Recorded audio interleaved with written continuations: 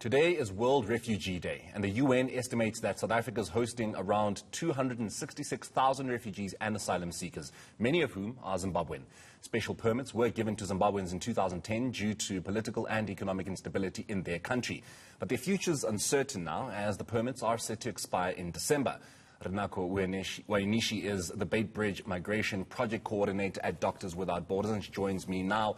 A very good morning to you, Rinako, and thank you so much for your time. So, how difficult is Doctors Without Borders finding it, managing the influx of asylum seekers and refugees? Okay, so Beitbridge has a business border post in Zimbabwe, and we can see a lot of people who are going to South Africa, including the irregular ones. So also due to the COVID-19, the people who are going to South Africa has been reduced, but those who are coming back from South Africa due to the economic recession caused by COVID-19 pandemic are getting more and more. Now, how much of a problem does it pose? I want to look at the matter that Zimbabweans are going to have, those who have their permits and have them expiring in December. How much of a problem is it going to pose for Zimbabwe and for South Africa, and especially for the Zimbabwean refugees and asylum seekers? We have seen a lot of people coming back from South Africa due to the COVID-19 pandemic. Because of the COVID-19 pandemic, also Zimbabwe has a lot of problems in terms of disease control of COVID-19 pandemic.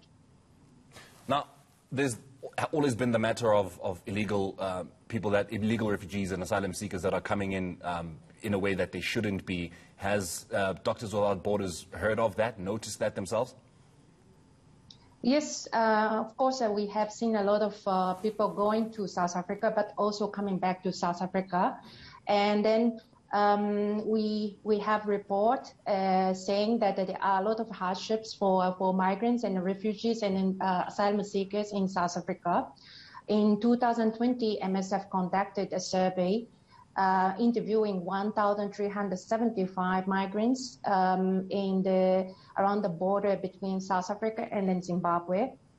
And then a lot of people had also have discrimination in South Africa, and then 37% of people actually had physical assault, at least one episode of physical assault in South Africa.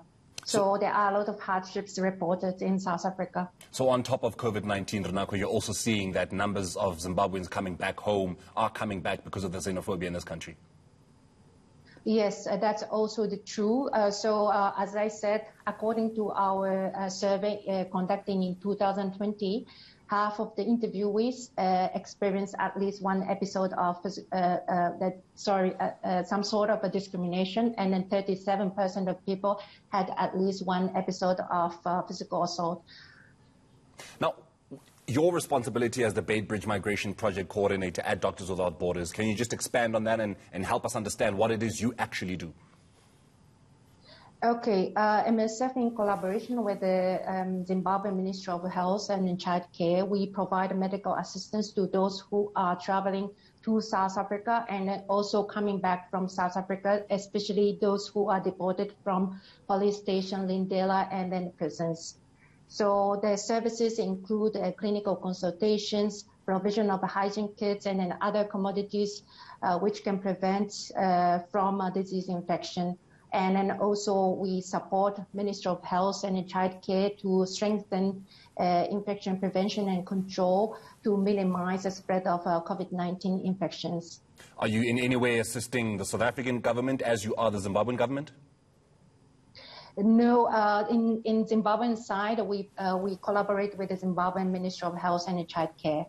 And I would imagine, because one of the people that are mostly responsible for asylum seekers and refugees in this country is the Home Affairs Minister. Is there no contact with that department? Yeah, we have office also in South Africa, and then we have a trying to interaction with the government of South Africa, trying to advocate for better condition of asylum seekers, refugees, and then also migrants. You mentioned a little earlier that the numbers have gone down in terms of Zimbabweans that are coming into South Africa. In terms of a figure, an exact figure, what kinds of numbers are we talking about? We are very sorry. So it's very hard to know. So because there is a official border post, but there are also more than 10 illegal crossing points along the Limpopo River. So we cannot really know the actual figure.